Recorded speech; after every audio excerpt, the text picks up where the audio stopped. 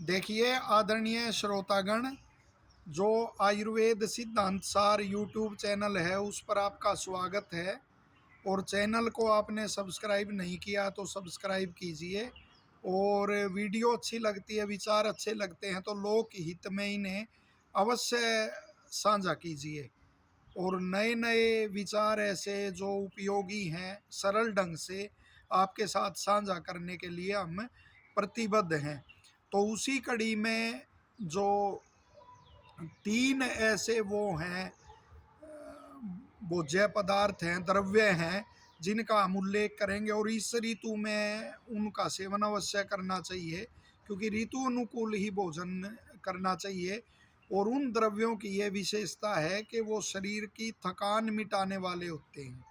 श्रम हर जिन्हें कहा गया है, आयुर्वेद के ऋषि उन्हें श्रम हर मानते हैं कि ये श्रम जो थकान होती है तो उसको ये दूर कर देते हैं। और कोई परिश्रम का कार्य आपने किया है या व्यायाम आदि किया है, उससे जो थकान है तो वो उसे दूर करते हैं। और जो उसको दूर करने के गुण जिसमें द्रव्य में होंगे, समझ लो वो नई ऊर्जा, नई स्फूर्ति देने वाला, धातुओं को बढ़ाने वाला और शरीर को नया करने वाला वो द्रव्य होता है। आयु स्थापक, व्यय स्थापक द्रव्य वह होता है, वो भी गुण उसमें निश्चित होते हैं।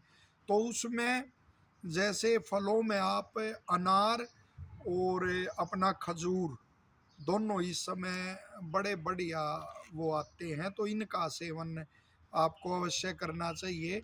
दूसरा, तीसरा जो गन्ना है, गन्ने का सेवन करना चाहिए, चूस के उसका सेवन करना चाहिए। तो वो कोई दांत आदि ऐसे वो हैं तो बिल्कुल साफ धो के उसका रस निकाल के थोड़ा थोड़ा घूट घूट पी के ऐसे भी सेवन आप कर सकते हैं। लेकिन दांत जिसको हैं तो चूस के जब उसका सेवन किया जाता है बड़ा लाभदायक होता है। तो इन तीन का आप अवश्य सेवन कीजिए। साथ ही जो नित्य सेवनीय, ऋतु में जो सेवनीय होता है और सर्दी में तो विशेष करके उल्लेख किया गया है दूध का, के दूध का सेवन करना चाहिए। जो व्यायाम आदि के बाद या परिश्रम के बाद जो थकान होती है, अन्य उसमें जो थकान होती है, तो कहा है उसको हरने में, उसको दूर करने में दुग्ध ही श्रेष्ठ है। अतः इन चार उनका, और ये ध्यान रखें कि अनार खाकर तो दूध का सेवन नहीं करना चाहिए, उसमें पर्याप्त अंतराल फिर होना चाहिए। बाकी खजूर के साथ तो वो सेवन उसका कर सकते हैं।